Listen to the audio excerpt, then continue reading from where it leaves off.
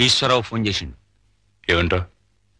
Demands ఒప్పుకోకపోతే strike continue చేస్తానని చెప్పి శివ వార్నింగ్ ఇచ్చిందంట. కృష్ణారెడ్డి యూనియన్స్ మన చేతిలోకి వెళ్ళి శివ కంట్రోల్కి పోయినట్టు ఈశ్వరరావుకు తెలిసి ఉంటుంది. అందుకనే ఒప్పుకుని ఉంటాడు.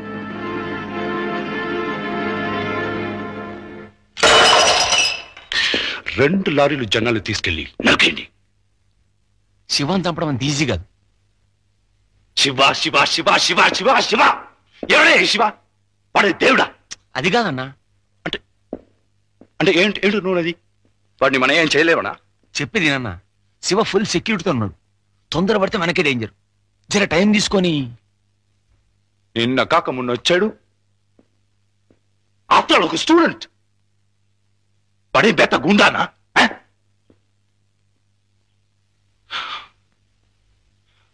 వాడి ఫ్యామిలీ సంగతి ఏంటి?